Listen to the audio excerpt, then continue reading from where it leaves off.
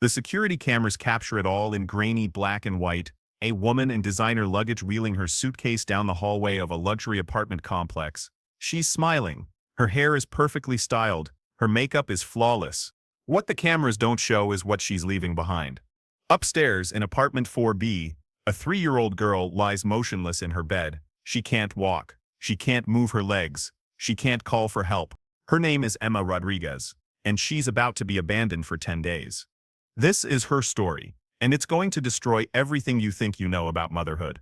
It's March 15, 2023, Miami, Florida. The sun is setting over Biscayne Bay, painting the sky in shades of pink and gold. For most families, it's dinner time, bath time, story time. For 3-year-old Sophia Rodriguez, it's the beginning of a nightmare that will make national headlines. Emma wasn't born paralyzed. That happened when she was 18 months old. A car accident on I-95 during a thunderstorm. Her mother, Sophia Rodriguez, was driving. The semi-truck ran the red light. Emma's spine was severed at the 3rd lumbar vertebra. She would never walk again. But Emma adapted the way children do. She learned to navigate her world from a wheelchair. She learned to communicate her needs. She learned to trust that her mother would always be there. She was wrong. Sophia Rodriguez is 28 years old. She's beautiful in that Instagram influencer way, all sharp cheekbones, and carefully curated lifestyle photos. Before Emma's accident, she was a party planner for Miami's elite. After the accident, she became something else entirely, a full-time caregiver. And she hated every minute of it. The diapers that needed changing every few hours, the medications that had to be administered precisely on schedule, the physical therapy appointments, the doctor visits, the sleepless nights when Emma cried from phantom pain in legs that could no longer feel. Sophia's friends stopped calling. Her party planning business crumbled. Her Instagram followers dwindled as her posts shifted from glamorous event photos to medical equipment and therapy sessions. She felt trapped. Then Marcus Williams walked back into her life. Marcus was Sophia's college boyfriend. They dated for 3 years before she got pregnant with Emma. When Sophia told him about the pregnancy, Marcus disappeared, blocked her number, changed his address, vanished completely. But 5 months after Emma's accident, he reached out. "I heard what happened," his text message read. "I'm sorry. Let me take you to dinner." Sophia stared at that message for 3 hours before responding. Okay. The dinner led to another dinner, which led to late-night phone calls, which led to Marcus spending nights at Sophia's apartment while Emma slept in the next room. Marcus was charming. He was successful now, a real estate developer with a corner office and a Porsche. He took Sophia to expensive restaurants and whispered promises about the life they could have together, the life they deserved. But there was a problem. Actually, there were several problems. Marcus didn't want children. He'd made that clear 6 years ago, and his position hadn't changed. He especially didn't want a disabled child who required round-the-clock care. "She's not my responsibility," he told Sophia during one of their arguments. "You want to be with me? You need to figure something out." Sophia knew what he meant. The idea came to her slowly, like a poison spreading through her thoughts. What if she could have both? What if she could have Marcus and freedom in the glamorous life she'd lost? What if she could just leave? On March 10th, Marcus called with an offer that would change everything. "I booked us a Caribbean cruise," he said. 10 days. The penthouse suite. Just you and me. Marcus. "I can't. Emma. She'll be fine. Kids are resilient. You said yourself she's independent." Sophia's heart pounded. She's 3 years old. She's paralyzed. She needs constant care. So hire someone. "I can't afford." "Then don't." The silence stretched between them like a chasm. "Think about it," Marcus said finally. "When's the last time you did something for yourself? When's the last time you were happy?" Sophia closed her eyes. She could picture it. 10 days of freedom. 10 days of being someone other than Emma's caregiver. 10 days of being the woman she used to be. All she had to do was leave her disabled daughter alone. The cruise departed on March 16th from Port Miami. Sophia packed her bags with the efficiency of someone who'd made an impossible decision and refused to look back. But every decision has consequences, and some consequences are unforgivable. I'm your host, and this is Unbelievable Crimes HQ. If you're new here, we dive deep into the cases that shock the nation and the people who commit unthinkable acts. Hit that subscribe button and ring the notification bell, because you won't want to miss how this story unfolds. Because what happens next will leave you questioning everything you thought you knew about the bonds between mother and child. But to understand how a mother could make such an unthinkable choice, we need to go back to beginning. back to when Sophia Rodriguez was just a girl with dreams bigger than the cramped apartment she shared with her single mother in Hialeah. Sophia Martinez. She wouldn't take the Rodriguez name until she married Emma's father. Was born on July 4, 1995. Her mother, Carmen, cleaned offices at night and worked at a grocery store during the day. Her father was a ghost, a man who'd promised to marry Carmen and disappeared the moment he learned about the pregnancy. Carmen raised Sophia alone, and she made sure Sophia knew the cost of that sacrifice. "You see what happens when you trust men," Carmen would say, counting the bills at their kitchen table while 12-year-old Sophia did homework in the dim light. "They leave. They always leave. You better make something of yourself, Misha, because no one else will." Sophia absorbed that lesson like gospel. She studied harder than her classmates. She stayed after school for tutoring. She applied for every scholarship she could find. In high school, she discovered she had a gift for organization. When her best friend's quinceañera planner canceled last minute, Sophia stepped in. She coordinated vendors, managed the timeline, handled the crisis when the DJ's equipment failed. The party was perfect, and Sophia realized she'd found her calling. "I'm going to plan parties for rich people," she told her mother senior year. "I'm going to make real money." Carmen laughed. Rich people don't hire girls from Hialeah. But Sophia was determined to prove her wrong. She majored in business administration at Florida International University. She worked 3 jobs to pay for school, waitressing at night, cleaning houses on weekends, and interning unpaid at a high-end event planning company downtown. That's where she met Marcus Williams. Marcus was everything Sophia thought she wanted. He was a junior at the University of Miami, studying real estate development. His father owned a construction company. His mother was a socialite who threw charity galas that made the society pages. Marcus had money. Marcus had connections. Marcus had the kind of effortless confidence that comes from never worrying about paying rent. "You're different from other girls," he told her on their 3rd date. They were at a rooftop bar overlooking the ocean. Sophia had saved for 2 weeks to buy the dress she was wearing. "You have ambition. You want something." Sophia fell hard and fast. Here was her ticket to the world she'd dreamed about. The world where money wasn't counted in crumpled bills on a kitchen table. For 3 years, they were inseparable. Marcus brought her to family dinners at their Coral Gables mansion. His parents were polite but distant. They could smell Hialeah on her no matter how expensive her perfume. Sophia didn't care. She was building her own event planning business, using Marcus's connections to book high-profile clients. She planned baby showers for judges' wives and anniversary parties for bank presidents. She was becoming the person she'd always wanted to be. Then came the positive pregnancy test on October 5th. Sophia stared at those 2 pink lines in the bathroom of her shared apartment. Her hands shook as she took 3 more tests. They all said the same thing. She was 24 years old. Her business was finally taking off. She had a proposal from a luxury hotel to plan their New Year's Eve gala. And she was pregnant. That night, she cooked Marcus's favorite meal, arroz con pollo, the recipe his grandmother had taught her. She set candles on the table. She put on the red dress he loved. "I have something to tell you," she said after dessert. Marcus was scrolling through his phone, checking property listings. "I'm pregnant." The phone clattered to the floor. "What did you say?" "I'm pregnant. About 6 weeks." Marcus stood up. So fast, his chair fell backward. No, we talked about this. We're too young. I'm starting my career. You're building your business." "I know, but get rid of it." The words hung in the air, like smoke. "Marcus, I'm serious, Sophia. Get rid of it. I'll pay for the procedure. We can pretend this never happened." Sophia felt something break inside her chest. "I can't do that." "Why not?" She couldn't explain it. Maybe it was her Catholic upbringing. Maybe it was the memory of her mother working 2 jobs to raise her alone. Maybe it was just instinct. "I can't." Marcus grabbed his keys. "Then you're on your own." He left that night and never came back.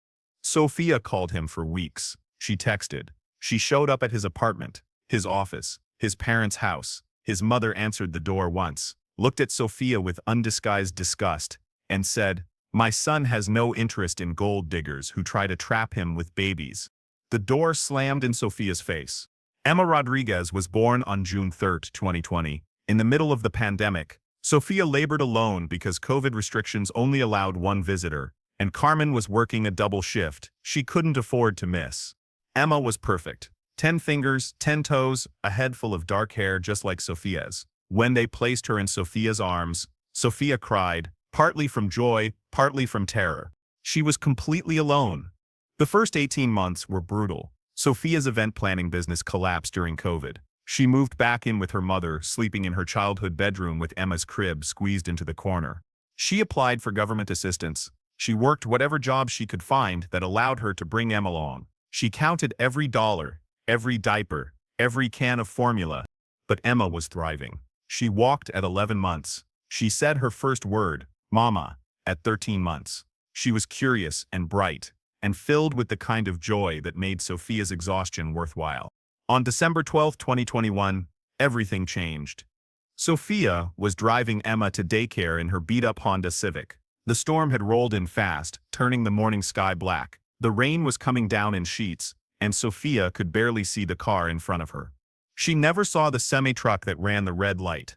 The impact sent their car spinning. The Honda rolled 3 times before slamming into a concrete barrier. Sophia woke up in the hospital with a broken wrist and 17 stitches in her forehead. Emma had been airlifted to Miami Children's Hospital. Her spine was severed. The doctors used words like complete injury and permanent paralysis. They talked about quality of life and long-term care needs. Sophia sat in that sterile hospital room, holding her 18-month-old daughter, who would never walk again, and felt her world collapse. This is where we find Sophia Rodriguez in March 2023. A woman who once had dreams of glamour and success, now spending her days managing catheters and physical therapy appointments. A woman who had sacrificed everything for her child. A woman who was about to sacrifice her child for everything else. Because 5 months after the accident that changed their lives forever, Marcus Williams sent that text message. And Sophia's carefully constructed world of sacrifice and devotion began to crumble. But the real question isn't why Marcus came back. The real question is why Sophia let him. And what she was willing to do to keep him this time? To understand how Sophia Rodriguez became the kind of mother who could abandon her paralyzed daughter, you need to understand what her life looked like in the months leading up to that March evening. From the outside, things were getting better. After Emma's accident, Sophia had moved them into a subsidized apartment complex in Kendall. 2 bedrooms, 1 bathroom, a small living room where Emma's wheelchair could navigate the narrow spaces between second-hand furniture. The routine was rigid by necessity.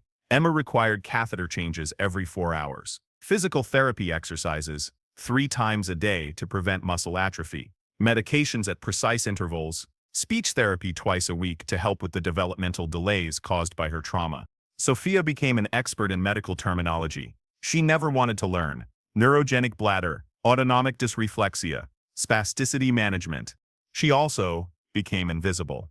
At the grocery store, people stared at Emma's wheelchair, then looked away quickly when Sophia made eye contact. At the park, other mothers gathered their children protectively, as if disability might be contagious. Emma different. 3-year-old Emma would say in her halting speech, pointing at the other children running on legs she'd never use again. "You're perfect," Sophia would whisper, but the words felt hollow even to her.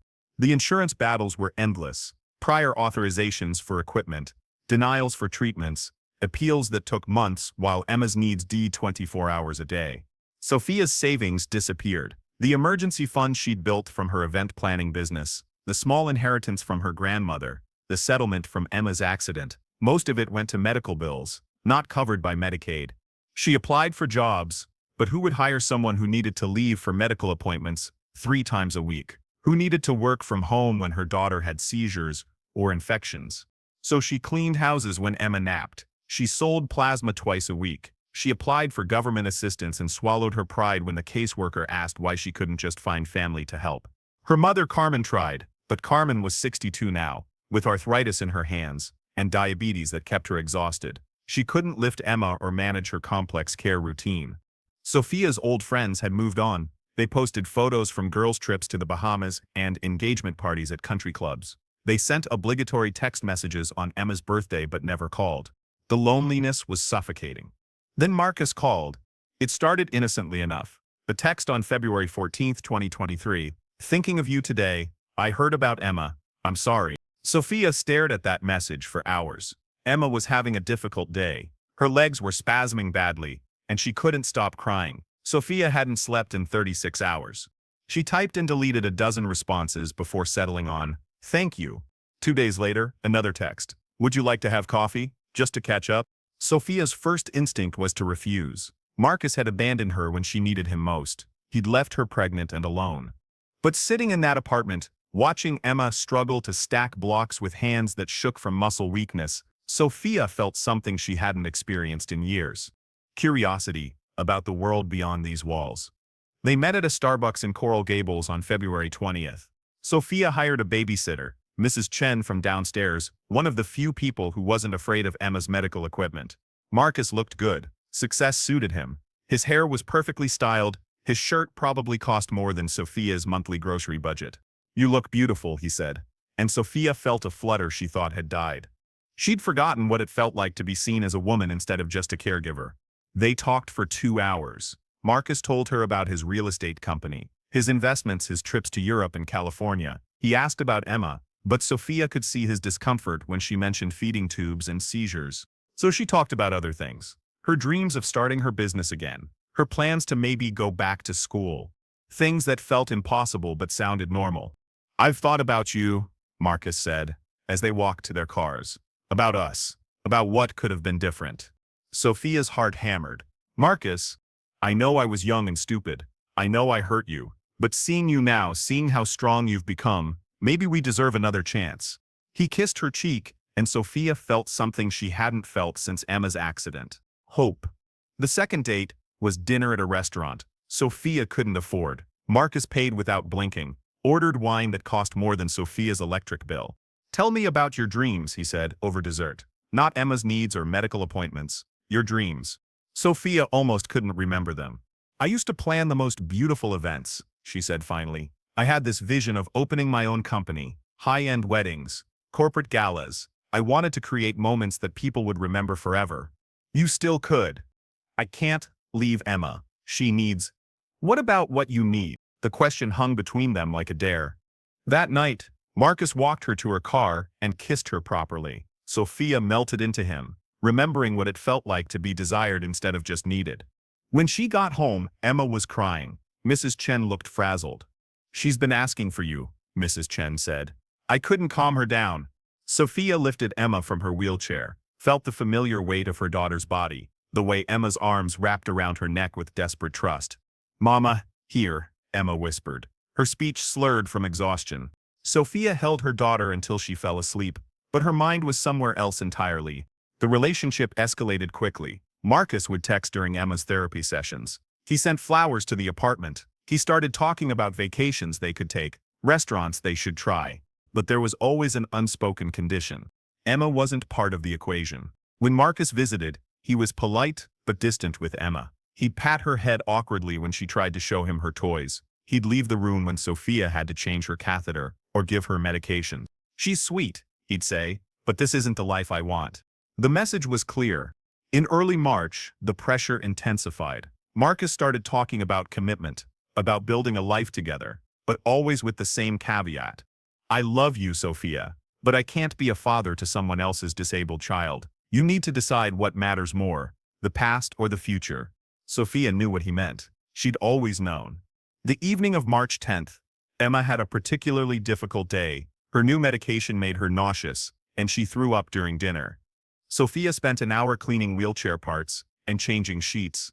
When she finally got Emma settled, she found 17 missed calls from Marcus. "Where were you?" he demanded, when she called back.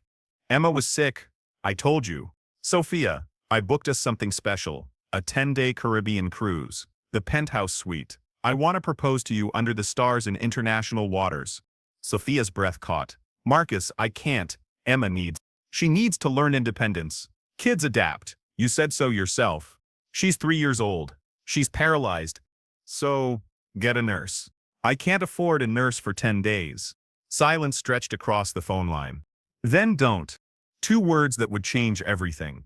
Sophia looked through the doorway at Emma sleeping in her hospital bed, surrounded by the machines that kept her safe. For 3 years, Sophia's entire world had revolved around this room. These needs, this routine. For 3 years, she'd been nobody but Emma's mother. Marcus was offering her a chance to be Sophia again. All she had to do was leave her daughter alone. The next 4 days blurred together in a haze of moral compromise and self-justification. Sophia finds herself researching things she never thought she'd Google. How long can a child go without supervision? What age can kids be left alone? Emergency contact systems for disabled children. The search results make her stomach turn. 3 years old, paralyzed. The words don't appear together in any article about independence or self-sufficiency. She deletes her browser history. On March 11th, Sophia calls Emma's pediatrician under the pretense of asking about overnight respite care. Emma would need skilled nursing supervision, Dr. Martinez explains. Her medical needs are too complex for a regular babysitter. We're talking about someone with experience in pediatric spinal cord injuries, catheter care, seizure management. The cost estimate makes Sophia's vision blur. $800 per day. For 10 days, she'd need $8,000. She doesn't have. Is there any scenario where she could be okay on her own, just for short periods? Dr. Martinez's silence is deafening. Miss Rodriguez, Emma cannot be left alone, even for an hour. If her catheter fails, if she has a seizure, if she aspirates, these are life-threatening emergencies. Sophia hangs up and immediately calls Marcus. We'll figure something out, he says. Love conquers all, right? But his voice carries an edge she's never heard before. That evening, while Emma watches cartoons from her hospital bed, Sophia studies her daughter with new eyes. Emma has learned remarkable independence for a 3-year-old with paralysis. She can operate her tablet to call for help. She can reach the water bottle clipped to her bed rail. She can even transfer herself from bed to wheelchair using the sliding board, though it exhausts her. Maybe Marcus is right. Maybe Emma is more capable than Sophia gives her credit for. The thought feels like swallowing glass. On March 12th, Sophia starts making subtle changes to their routine. Instead of bringing Emma snacks every 2 hours, she places a container of crackers within reach and tells Emma to call if she gets hungry. Instead of immediately responding to every request for help, Sophia waits 5 minutes to see if Emma can solve the problem herself. Mama, I need water, Emma calls from her room. Try reaching for your cup first, baby. Sophia listens as Emma struggles with the bottle. The sound of plastic clattering to the floor, a small cry of frustration. I got it, Emma finally announces, her voice bright with pride. See, Sophia tells herself, she's learning.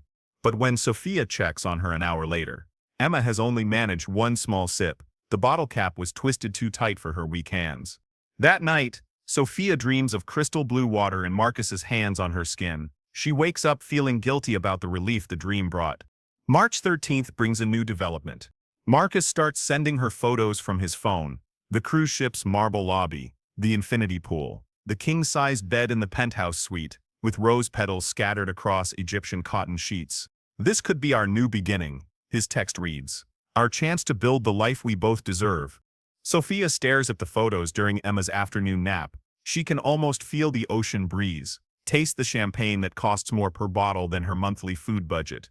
When Emma wakes up cranky and demanding, Sophia feels resentment simmer in her chest. Just once, she thinks.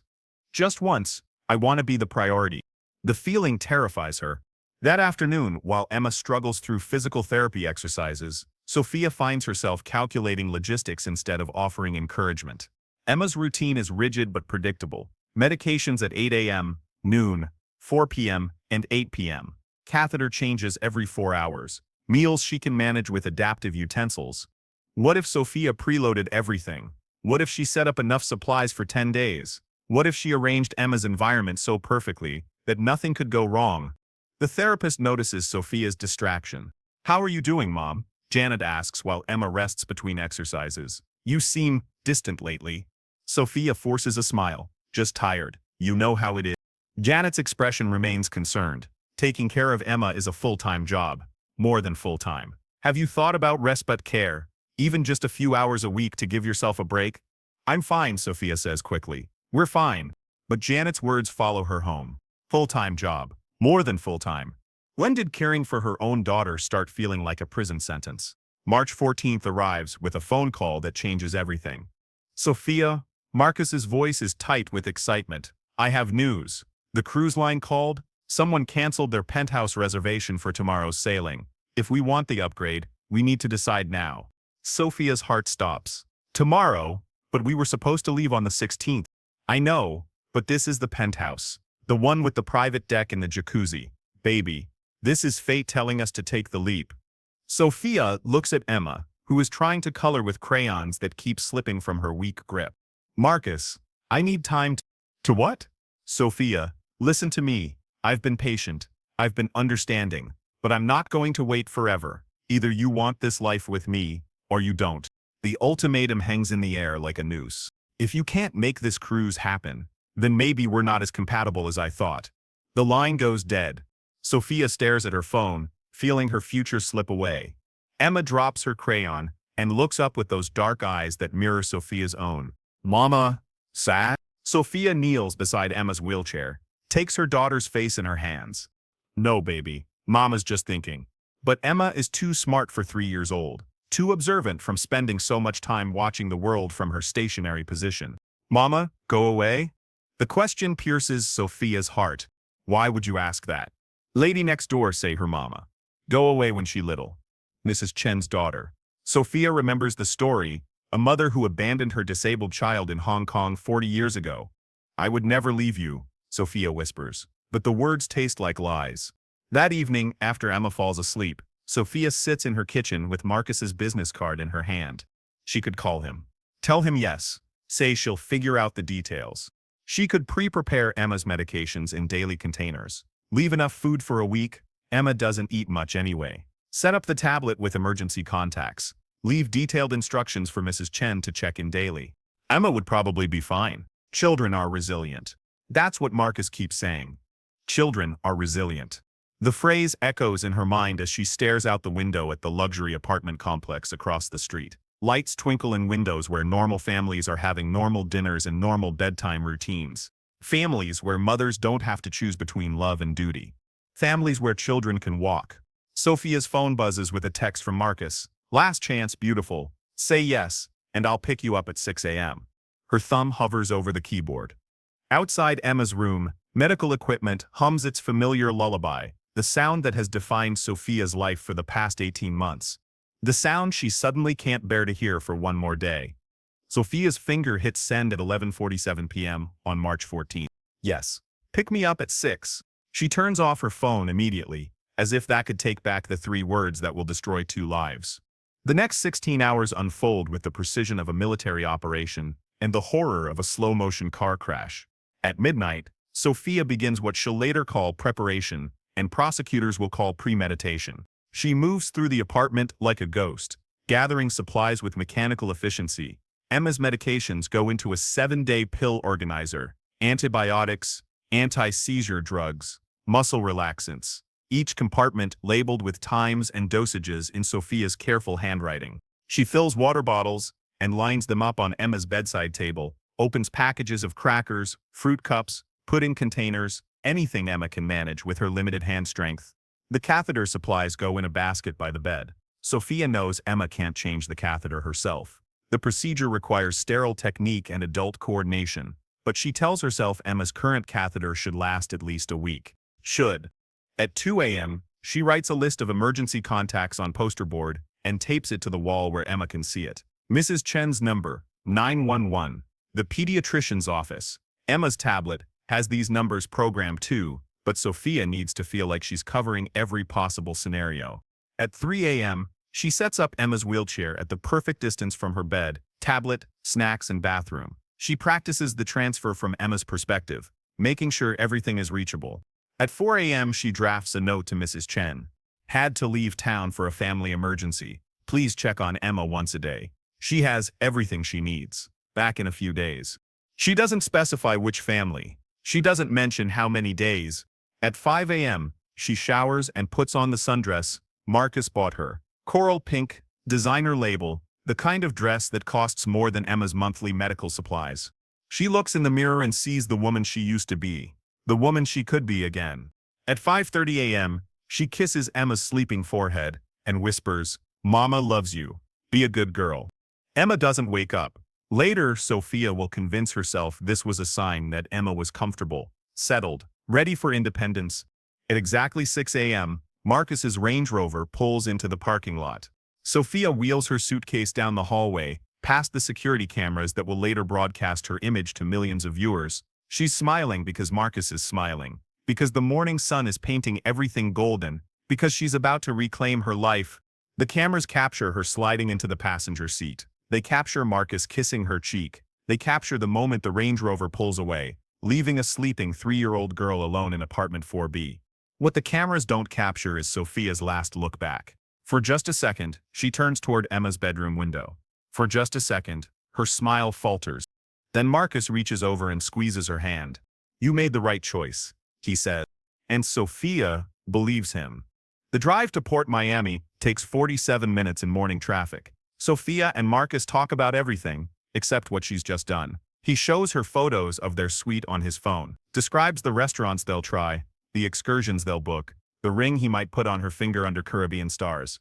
The ship is massive, a floating city with capacity for 5,000 passengers. Sophia has never seen anything so luxurious. Crystal chandeliers in the lobby, marble floors that gleam like mirrors, staff members who appear instantly whenever Marcus raises his hand. Their penthouse suite is on deck 12. Floor-to-ceiling windows overlook the ocean. A king-sized bed with sheets softer than anything Sophia has ever touched. A marble bathroom with a jacuzzi big enough for two. "Welcome to your new life," Marcus says, pulling her onto the private balcony. Below them, Miami shrinks to a collection of glittering buildings. Sophia can't see her apartment complex from here, can't see Emma's window. It's better that way. The ship departs at 4 p.m. with champagne toasts and confetti cannons. Sophia stands at the railing, watching Florida disappear into the horizon. Marcus's arm is around her waist. The sun is warm on her shoulders. Other passengers are laughing and taking selfies. This is what happiness feels like, Sophia tells herself. She's forgotten. Meanwhile, Emma Rodriguez wakes up from her afternoon nap at 3. The apartment is quiet in a way it never is. When Mama is home, no running water, no shuffling footsteps, no soft humming from the kitchen. "Mama?" Emma calls. Silence. Emma transfers herself to her wheelchair, a process that leaves her breathing hard and her arms shaking. She rolls through the apartment, checking every room. Living room, empty. Kitchen, empty. Mama's bedroom, empty.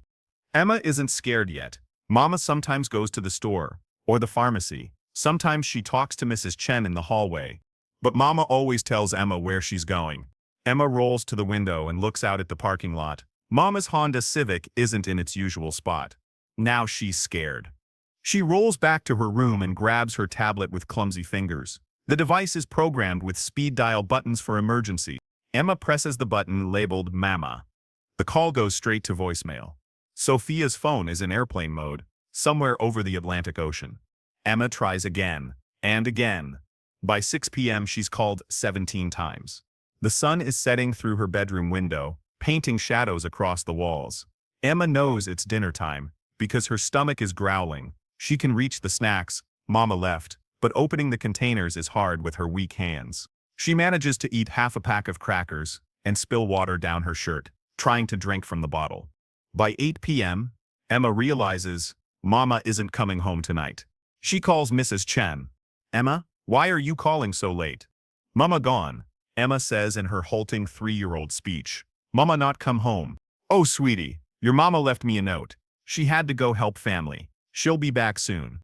Emma doesn't understand. "What family?" "I don't know, baby, but she said you have everything you need. Are you okay?" Emma looks around her room, the medications she can't open, the catheter supplies she doesn't know how to use, the growing dampness in her diaper that she can't change. "I okay," she lies. Because even at 3 years old, Emma knows something terrible has happened. And she knows she's completely alone. The first night is the hardest. Emma lies in her hospital bed, listening to sounds she's never noticed before. The air conditioning cycling on and off, the upstairs neighbor's footsteps, cars in the parking lot. Every sound might be Mama coming home. None of them are. She wets herself twice during the night. Her catheter is failing, just like Dr. Martinez warned. By morning, her sheets are soaked, and she's developing the beginning of a rash. Emma knows she should call for help. Mrs. Chen said to call if she needed anything. But Emma also knows that calling for help might mean strangers coming into their apartment, might mean people asking where Mama went, might mean getting Mama in trouble. So Emma stays quiet and tries to be the independent little girl Mama has been teaching her to be. Day 2 brings new challenges. Emma can't reach the refrigerator. The snacks Mama left are running low, and Emma's small hands can't open most of the containers. She manages to eat part of a banana and some crackers. She drinks water from the bottles, though most of it spills. Her catheter completely fails by evening. Emma doesn't understand the medical implications, but she knows something is wrong. Her lower abdomen hurts in a way it never has before. She calls Mrs. Chen again. Still no mama, Emma reports. Mrs. Chen sounds more concerned now. Has she called you? No call. Emma, honey, are you eating? Do you need me to bring you dinner? Emma considers this. She's hungry, she's wet, she's scared. But mama said to be independent. Okay, Emma says again. It's becoming her default response to everything. Day 3 is when Emma stops being able to transfer to her wheelchair. The rash from her wet bedding has spread. Her arms are too weak from poor nutrition. The effort leaves her dizzy and nauseous. She stays in bed all day, using her tablet to watch cartoons and call Mama's phone over and over. By now, she's left 43 voicemails. Mama, I miss you when you come home. Mama, I hungry. I can't open the food. Mama, something wrong with my potty. It hurt. Mama, please come home. Please, Mama. Each message gets a little weaker, a little more desperate. Meanwhile, 47 nautical miles away, Sophia Rodriguez is sipping piña coladas on the upper deck of a luxury cruise ship. She's turned off her phone completely now. No point checking messages when she can't do anything about them anyway. Marcus proposes on day 4, under stars she's never seen from land. The ring is gorgeous. 3 carats, set in platinum, it catches the moonlight, like captured fire. Say yes, Marcus whispers, dropping to one knee on their private balcony. Say you'll build a life with me, a real life, without complications. Sophia knows what he means by complications. She says yes. Anyway, back in Miami, Emma stops calling on day 5. Not because she doesn't want to, but because her tablet battery died and she can't reach the charger from her bed. She hasn't eaten in 18 hours. The catheter infection has spread to her kidneys. She's running a fever that makes her delirious. In her fevered dreams, she sees Mama walking through the door with groceries and apologies. She wakes up to darkness and silence. By day 6, Emma has stopped trying to call for help. By day 7, she's stopped crying. By day 8, Mrs. Chen hasn't heard from Emma in 3 days and decides to use her emergency key to check on the apartment. What she finds will make national headlines within hours. A 3-year-old paralyzed girl, alone and dying, surrounded by the evidence of her mother's careful preparation for abandonment. The 911 call Mrs. Chen makes at 2:17 p.m. on March 23rd will be played on every major news network in America. I found her in her bed. Oh my God, she's barely breathing. Her mother left her here alone, for over a week. Who does that to a baby? The same question America will ask when the story breaks that evening. Who does that to a baby? And why? The 911 call comes in at 2:17 p.m. on March 20th. 911, what's your emergency? I found a little girl. Oh my God, she's barely breathing. Her mother left her here alone, for over a week. Who does that to a baby? Mrs. Chen's voice cracks as she gives the address. Apartment 4B, Building C of the Kendall Gardens complex. The dispatcher keeps her on the line, while Miami-Dade Fire Rescue races through afternoon traffic. Sirens wailing, emergency lights cutting through the suburban calm of a Thursday afternoon. Paramedic Sarah Martinez is first through the door. 23 years of emergency medicine, and she's never seen anything like this. Emma Rodriguez lies motionless in her hospital bed, surrounded by the evidence of abandonment. Empty medication containers, soiled sheets that haven't been changed in days. A tablet with a dead battery clutched in her small hands. Jesus Christ, Martinez whispers, then catches herself. Stay professional. Document everything. Emma's lips are blue. Her breathing is shallow and rapid. Her fever spikes the thermometer at 10. How long has she been alone? Martinez asks Mrs. Chen while her partner starts IV fluids. At least 8 days. Maybe more. Her mother left a note saying family emergency, but Mrs. Chen's English breaks down into rapid Mandarin as she gestures at the scene. Martinez doesn't need translation. The story is written in medical neglect and systematic abandonment. Emma's catheter has failed completely. The resulting infection has spread to her kidneys, then her bloodstream. Sepsis in a 3-year-old. Without immediate intervention, she'll be dead within hours. We need to transport now, Martinez tells her partner. Call Miami Children's and tell them we're coming in hot. As they wheel Emma's stretcher toward the ambulance, Martinez notices something that will haunt her for months. The apartment is meticulously organized, medications in labeled containers, snacks arranged within reach, emergency contact numbers taped to the wall. This wasn't chaos. This wasn't neglect born of ignorance. This was planned. Miami Children's Hospital erupts into controlled chaos when Emma arrives at 3:47 p.m. Dr. Patricia Reyes leads the trauma team that fights for Emma's life, antibiotics for the sepsis, fluids for the dehydration, a new catheter to restore kidney function. Where's the mother? Dr. Reyes asks the social worker who's been called to the scene. Unknown? Neighbor says she left over a week ago. Haven't been able to reach her. Dr. Reyes processes this information while monitoring Emma's vital signs. In 30 years of pediatric medicine, she's seen every form of abuse and neglect. But leaving a paralyzed 3-year-old alone for over a week, that's attempted murder disguised as abandonment. Call the police, she tells the social worker. This is a criminal matter. Detective Luis Morales catches the case at 4:15. Morales is a 20-year veteran of Miami-Dade's Crimes Against Children unit. He's worked missing kids, abuse cases, family abductions. He thought he'd seen everything. He was wrong. The apartment tells a story that makes Morales' stomach turn. Not the usual signs of chaos and addiction that accompany child abandonment cases. Instead, he finds evidence of cold calculation. Sophia's note to Mrs. Chen, vague about timing and destination. The methodical preparation of supplies, the deliberately disabled smoke detector. Someone removed the batteries to prevent false alarms that might bring unwanted attention. She planned this, Morales tells his partner, Detective Amanda Foster. She didn't just leave, she set up a scenario where the kid could survive just long enough for her to get away clean.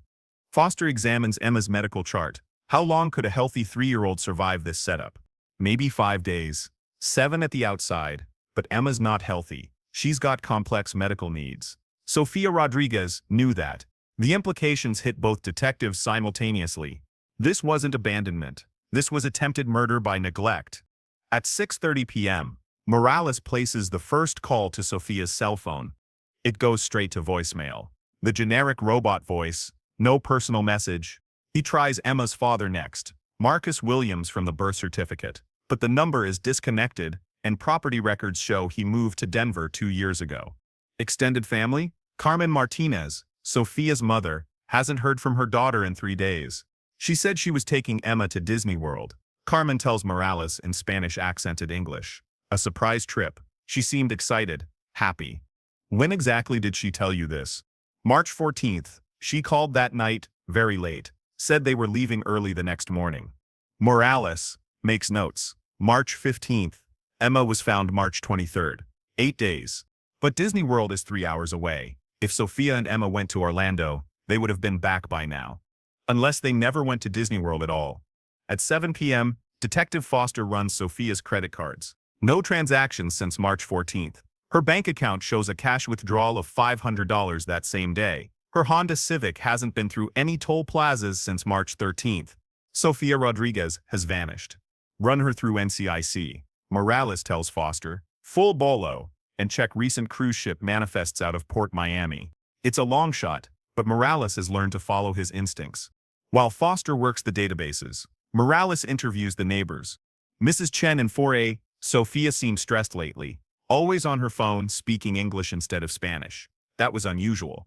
Mr. Patterson in 4C, heard arguing through the walls about 2 weeks ago. Woman's voice very upset. Something about not being ready.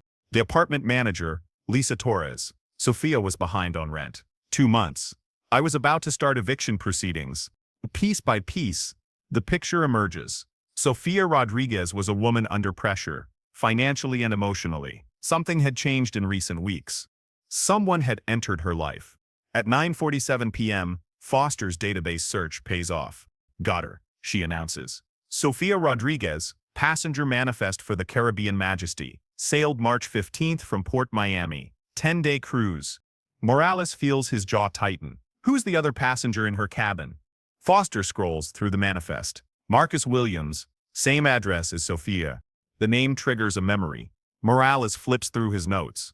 Marcus Williams, that's Emma's biological father. The one who disappeared when Sophia got pregnant. The pieces click together with sickening clarity. Sophia didn't just abandon her daughter, she abandoned her to reunite with the man who abandoned them both.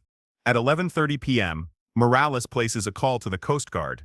We need immediate contact with a cruise ship, he explains to the duty officer. The Caribbean Majesty, we have a suspect in an attempted murder case on board. Attempted murder?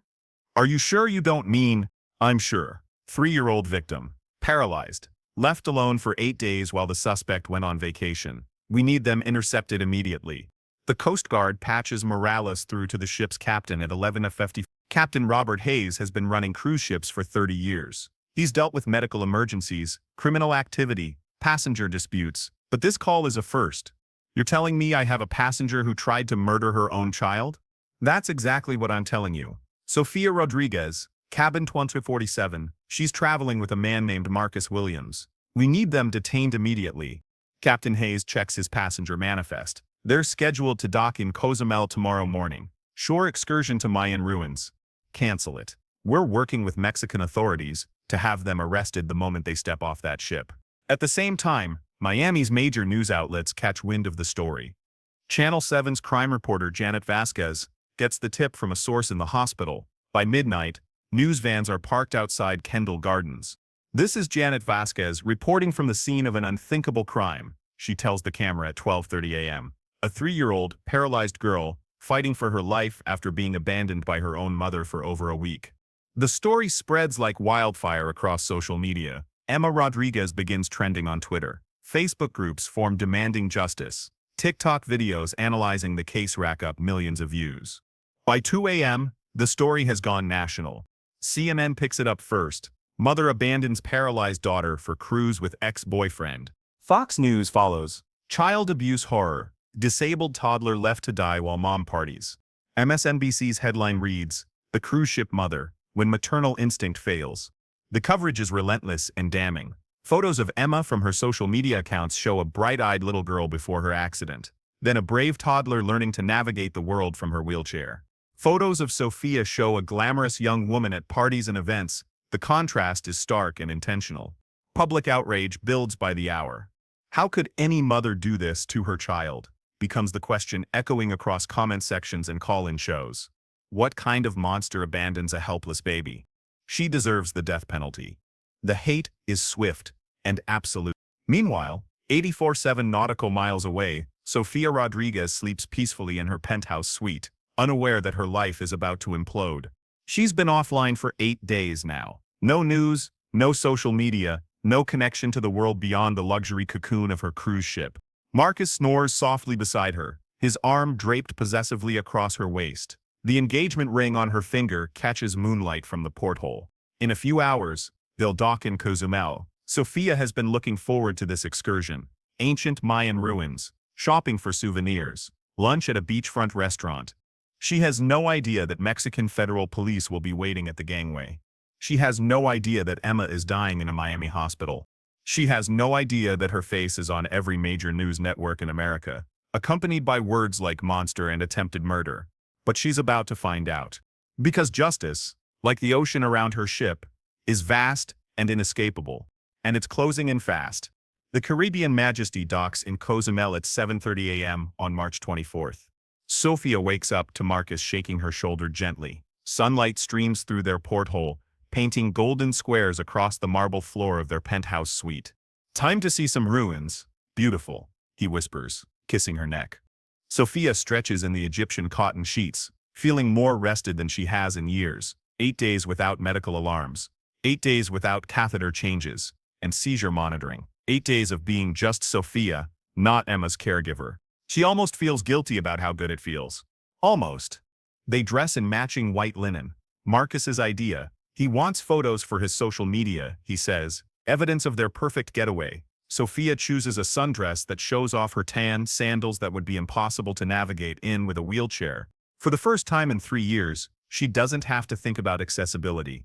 At 8:15 a.m., they join the queue of passengers waiting to disembark. Sophia takes a selfie with Marcus, the ancient port city of Cozumel, stretching behind them like a postcard. She captions it, "Paradise found." She doesn't post it immediately. The ship's Wi-Fi is expensive, and she's been enjoying the digital detox. She'll upload everything when they get home. Home to Emma. The thought intrudes like a cold breeze. Sophia pushes it away. Emma is fine, independent, probably proud of herself for managing alone. The line moves forward. Mexican customs officials check passports with practiced efficiency. That's when Sophia notices them. 2 men in dark suits standing apart from the customs booth. One speaks into a radio. The other watches the passengers with the intensity of a predator selecting prey. Sophia Rodriguez. The voice comes from behind her. She turns to see a uniformed Mexican federal officer approaching with handcuffs already in his hands. See, that's me. But you're under arrest for attempted murder and child abandonment? The words don't make sense. Sophia's brain stutters, trying to process the Spanish-accented English. There's been a mistake, she says, looking to Marcus for support. Marcus takes a step backward. Ma'am, please turn around and put your hands behind your back. I don't understand. Attempted murder? Who did I try to murder? The officer's expression hardens. Your daughter, Emma Rodriguez. The bottom falls out of Sophia's world. Emma? What happened to Emma? Is she? She's alive. Barely. The handcuffs click into place as other passengers stare. Someone takes a video. Sophia can hear the excited whispers spreading through the crowd. Isn't that the woman from the news? The one who left her kid? Oh my God, it's really her. Marcus is backing away faster now, his face pale with panic. Marcus, Sophia calls as the officers start to lead her away. Marcus, help me. But Marcus Williams has already disappeared into the crowd of tourists, leaving Sophia exactly like he did 6 years ago, alone and abandoned. The Mexican Federal Police Station in Cozumel is a concrete building that smells of sweat and bureaucracy. Sophia sits in an interrogation room, still wearing her white linen dress that was supposed to photograph so beautifully against Mayan ruins. Detective Carlos Mendoza slides a tablet across the metal table. Read, he says in heavily accented English. The headlines blur through Sophia's tears. Mother abandons paralyzed daughter for cruise with ex-boyfriend. 3-year-old found near death after week alone. The cruise ship monster Sophia Rodriguez's unthinkable crime. The photos are worse than the headlines.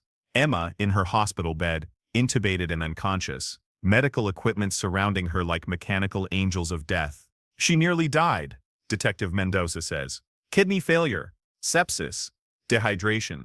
Your 3-year-old daughter nearly died because you wanted to go on vacation. Sophia can't speak, can't breathe.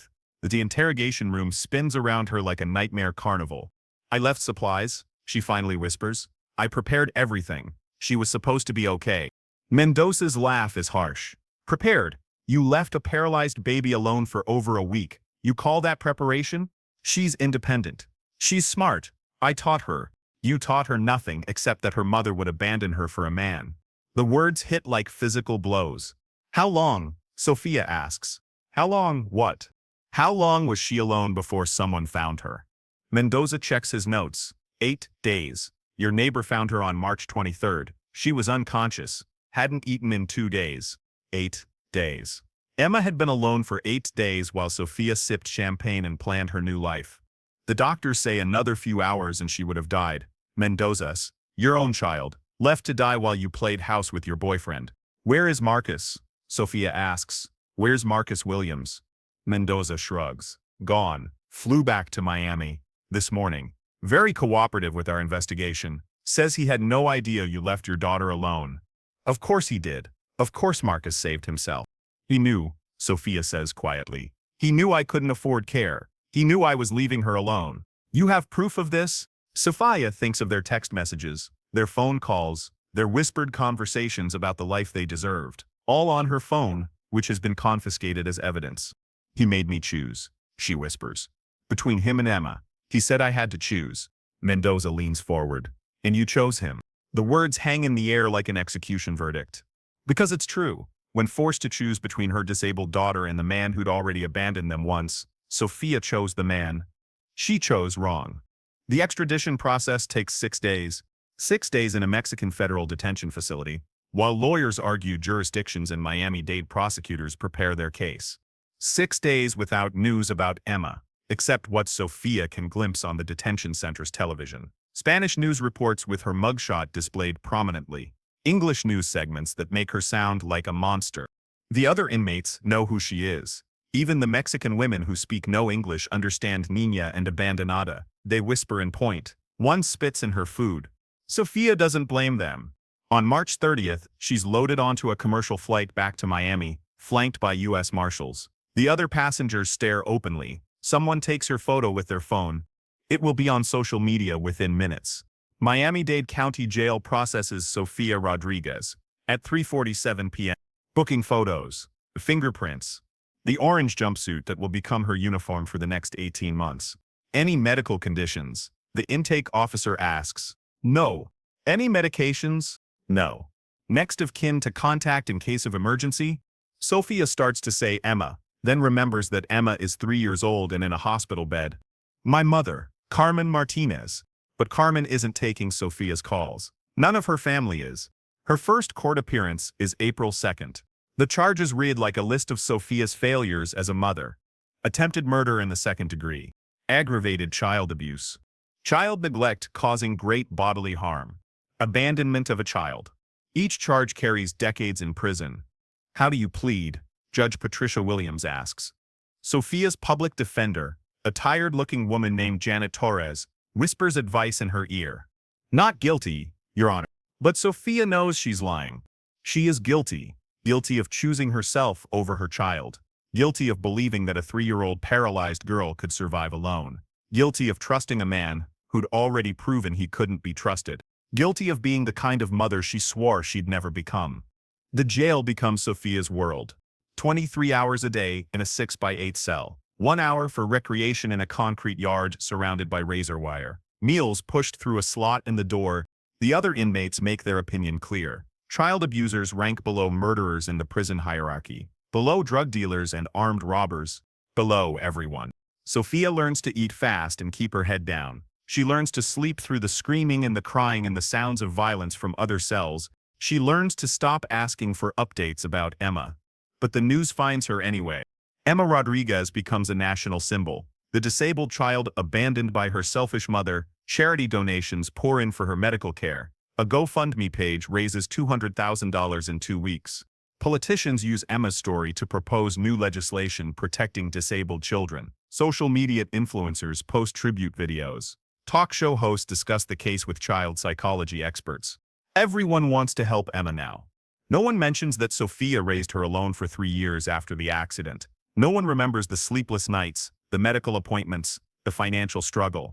The narrative is simple and satisfying. Good child. Evil mother. Justice served. Sophia's trial begins on September 5th, 6 months after her arrest. 6 months of jail food and orange jumpsuits and hate mail from strangers. The prosecution's case is devastating in its simplicity. Security footage of Sophia leaving the apartment complex with her suitcase, smiling. Medical records documenting Emma's condition when she was found. Mrs. Chen's testimony about Sophia's vague note and Emma's desperate condition. The defense Janet Torres mounts as weak and desperate. Sophia was overwhelmed. She suffered from caregiver burnout. She believed Emma was more capable than she actually was. Post-traumatic stress from the car accident. Depression from social isolation. Manipulation by Marcus Williams. The jury doesn't buy it. How could they? The evidence is right there in the hospital photos. A 3-year-old girl, nearly dead, abandoned by the one person who was supposed to protect her. The trial lasts 3 weeks. Sophia takes the stand on October 4th against her lawyer's advice. I never meant to hurt her, she tells the jury through tears. I thought she would be okay. I thought I was teaching her independence. Prosecutor David Martinez destroys her on cross-examination. You left a paralyzed 3-year-old alone for 10 days, so you could go on a cruise with your ex-boyfriend. That's your definition of teaching independence? I left supplies. I prepared. You prepared to abandon your disabled child. You prepared to prioritize your own desires over your daughter's life. I love Emma. Love? You call this love? Your daughter nearly died because you wanted to play house with a man who'd already abandoned you once. Sophia has no answer. Because the prosecutor is right. Whatever her intentions, whatever her justifications, the result is the same. Emma nearly died. And Sophia chose to let it happen. The verdict comes on October. Guilty on all counts. Sophia doesn't cry when the foreman reads the verdict. She's cried enough. She just sits in her orange jumpsuit, staring at her hands, wondering how she became this person. How she became a mother who could abandon her child. Sentencing is scheduled for November. Sophia spends the month in solitary confinement for her own protection. The other inmates have made their intentions clear. She uses the time to write letters to Emma, explaining why she left, apologizing for choosing wrong, promising to be better when she gets out. To her mother, begging for forgiveness and asking her to take care of Emma. To Marcus, demanding answers for his abandonment and manipulation. She never sends any of them. What's the point? Words can't undo what she's done. November 15th, sentencing day. Judge Williams allows victim impact statements. Carmen Martinez speaks first, holding a recent photo of Emma in her wheelchair. My granddaughter is 4 years old now. She asks when her mama is coming home. I don't know what to tell her. How do you explain to a child that her mother chose a man over her life? Mrs. Chen speaks next. I found Emma dying in that bed, dying because her mother cared more about herself than her baby. Some things cannot be forgiven. Finally, Dr. Reyes from Miami Children's Hospital. Emma Rodriguez will carry the physical and emotional scars of this abandonment for the rest of her life. Trust issues, attachment disorders, medical complications from the neglect. Her mother's choices will echo through Emma's entire future. Sophia wants to speak, wants to explain about the pressure and the isolation and the impossible choice Marcus forced her to make. But Janet Torres shakes her head. Nothing you say will help, she whispers. Only make it worse. Judge Williams delivers the sentence with the gravity of Solomon. Sophia Rodriguez, you have been convicted of abandoning your disabled child to die while you pursued your own selfish desires. The evidence shows premeditation, callous disregard for your daughter's welfare, and a fundamental failure of maternal responsibility. Sophia closes her eyes. I sentence you to 25 years in the Florida Department of Corrections. You will be eligible for parole in 15 years. The gavel falls like thunder. 25 years. Emma will be 29 when Sophia gets out.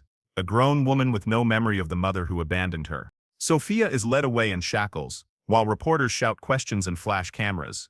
The last thing she hears is someone in the gallery shouting, "Justice for Emma." But as the prison transport van pulls away from the courthouse, Sophia wonders if justice was really served. Because Emma is still disabled, still traumatized, still abandoned, and Marcus Williams is still free. The years blur together in shades of orange and gray. Florida Correctional Institution for Women, concrete walls and razor wire, and the constant smell of industrial disinfectant. Sophia learns the rhythms of prison life, count time and chow time, and the careful navigation of unwritten rules. She learns which inmates to avoid and which guards might listen if she has a problem. She learns that being the mother who abandoned her disabled child makes her a target for anyone looking to prove their own moral superiority. The beatings come regularly for the first 2 years. A broken nose from someone whose own children were taken by the state, cracked ribs from a woman serving life for infanticide who somehow considers herself morally superior to Sophia. Eventually the violence stops, not from forgiveness but from exhaustion. Even hatred gets tired. Sophia gets updates about Emma through letters from her mother. Emma is thriving with Carmen. Physical therapy has improved her mobility. She's learning to read. She loves art class and singing. She stopped asking when Mama is coming home. The letters become less frequent as the years pass. Carmen is aging. Emma is growing up. They're building a life that doesn't include Sophia, as it should be. In year 3, Sophia starts attending the prison's parenting classes. It's required for anyone hoping for eventual reunification with their children. The irony isn't lost on her, learning to be a parent while locked away from the child she failed. The instructor is a social worker named Maria Santos, who's seen every kind of failure. Why are you here, Sophia? She asks during their first session. Because it's required. No, why are you really here? Sophia thinks about Emma's face in the hospital photos. The tubes and machines, the trust that was broken. Because I chose wrong, she says finally. And I need to understand why. The work is brutal. Examining her childhood with Carmen. The pressure to be perfect. The fear of abandonment that led her to abandon her own child. Her relationship with Marcus. The desperate need for validation that made her vulnerable to manipulation. The accident that changed everything. Emma's disability. The overwhelming responsibility that Sophia never asked for but accepted anyway. Until she didn't.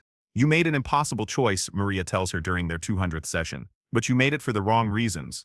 What were the right reasons? There weren't any. That's what made it impossible. By year 5, Sophia has changed. Prison strips away everything that isn't essential. The vanity, the self-deception, the comfortable lies. What's left is the truth. She is a mother who abandoned her disabled child for a man who didn't deserve either of them. But she's also a mother who raised Emma alone for 3 years, who navigated medical crises and fought insurance companies and learned to find joy in small victories. Both things are true. Both things matter. The aftermath of Sophia Rodriguez's case ripples through American consciousness like shockwaves from an earthquake. Emma Rodriguez, now lives with her grandmother, Carmen, in a small house in Homestead. She attends kindergarten at a school equipped for children with disabilities. She's learning to paint with adaptive brushes. She's made friends who see her wheelchair as just another part of who she is. She hasn't asked about her mother in 8 months.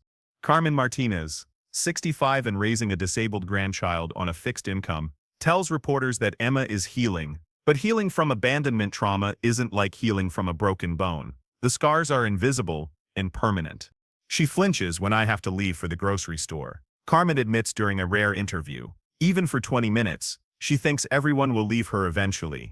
Sophia Rodriguez serves her sentence at Lowell Correctional Institution in Ocala, year 5 of 25 to life. She's learned to braid hair in the prison beauty program. She teaches literacy classes to inmates who never learn to read.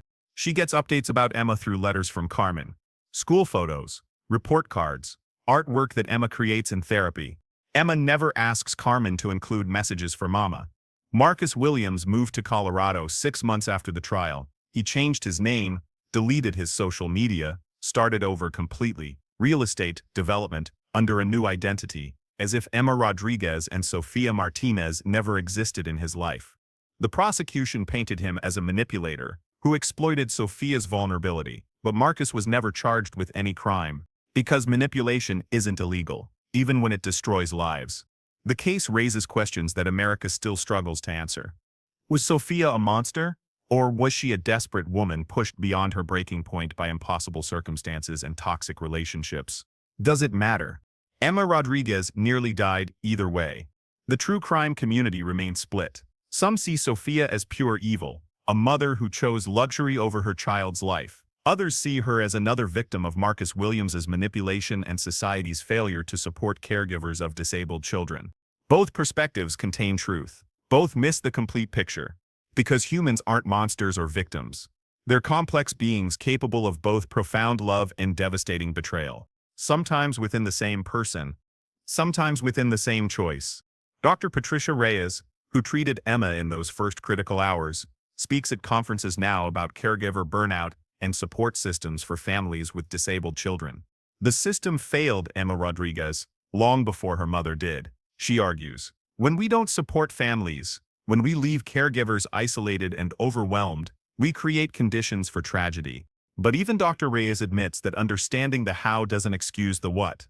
Emma Rodriguez is alive today because Mrs. Chen decided to check on her, because paramedics fought to save her, because doctors refused to let her die.